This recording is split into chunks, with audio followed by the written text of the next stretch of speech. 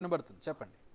జ్యోతిష్య శాస్త్రం అనేది ఖచ్చితంగా దాన్ని అవలంబించిన ఆవశ్యకత ఉన్నది. ప్రతి ఒక్కరి యొక్క మనుగడపై ఈ జ్యోతిష ప్రభావం అనేది సూచిస్తుంది.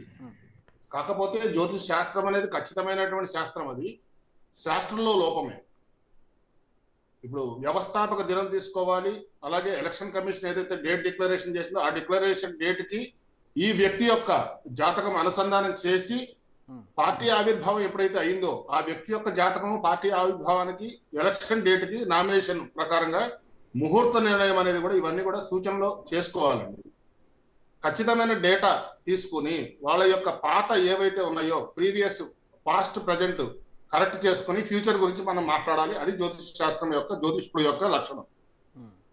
అది గతంలో 2004 నుంచి ఈ రోజు వరకు కూడా చెప్పినటువంటి ప్రిడిక్షన్స్ ఏవైతే ఉన్నాయో సూచనీయప్రాయంగా చెప్పింది. తెలంగాణ రాష్ట్ర ఆవిర్భావంలో కూడా ఒకే రాష్ట్రము 2 భాషలు అని చెప్పేసి ఆ రోజు చేయడం జరిగింది.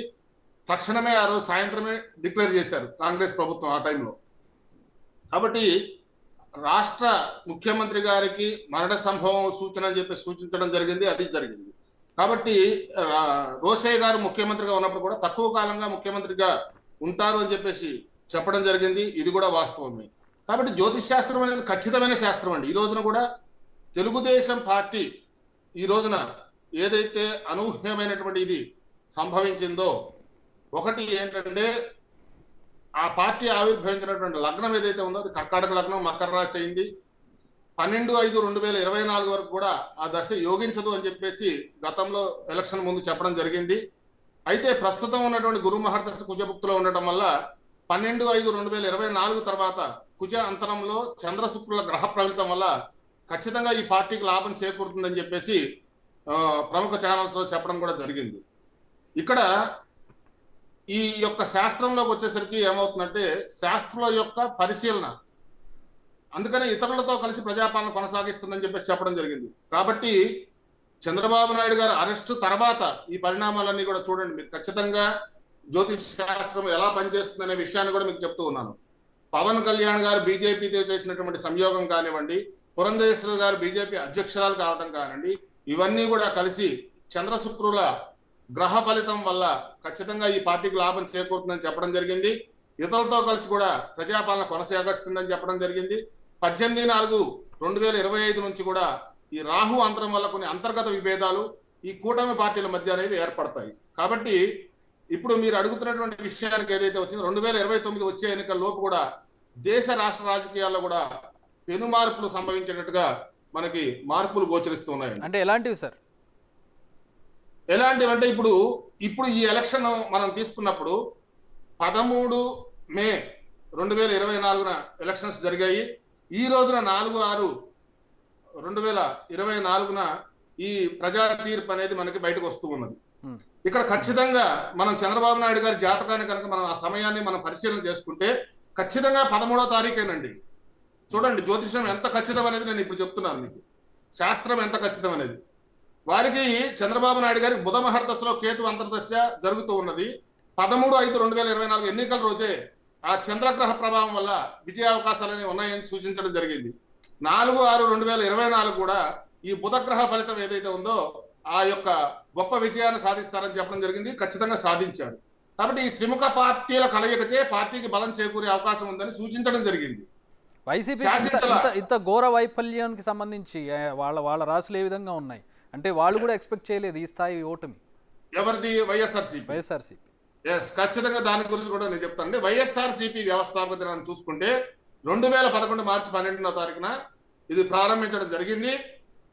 ఇప్పుడు ప్రస్తుతం ఉన్నటువంటి మనం పరిస్థితిని కనుక అవగాహన చేసుకుంటే ఈ రాహు మహర్దశలో చంద్రకుజ దశలో పార్టీ నేత జైల్లో ఉండటం చూడండి. మీరు గతంలో విషయం చెప్తున్నా. తర్వాత ప్రతిపక్షం ఇందాక చెప్పాను మీకు, పాస్ట్ ప్రజెంట్ కనుక మనకు టాలీ అయితే ఫ్యూచర్ గురించి మనం మాట్లాడదాం. ఆ తర్వాత ప్రతిపక్షంలో ఉండడం జరిగింది. 2019 చంద్రభుక్తిలో చంద్రుడు లగ్నాధిపతి స్వనక్షత్రంలో ఉండడం వల్ల కేతువు యొక్క ఉపనక్షత్రాధిపతి వల్ల అనూహ్య రీతిలో ఆయన ముఖ్యమంత్రి పదవికి చేరువవడం జరిగింది అప్పట్లో. ప్రస్తుతం ఇప్పుడు ఉన్నటువంటి పరిస్థితిలో గురుదశ శని భుక్తి, గురువు ఉపనక్షత్రాధిపతి అవడం వల్ల కేవలం ప్రతిపక్ష నాయకుడిగా రావడం జరుగుతుంది అని చెప్పి సూచించడం జరిగింది. ఇక్కడ అష్టమం కుంభంలో రవి కుజుల స్థితిలో ఉండడం వల్ల రాష్ట్రాన్ని ఆర్థిక ఇబ్బందులకు గురి చేయడం కూడా జరిగింది. కాబట్టి శని ఇంట్లో రవి కుజులు కలిసి ఉండడం చేత ప్రజా వ్యతిరేక కక్షపూరిత అన్యాయ నిర్ణయాలు తీసుకోవడం జరిగిందండి.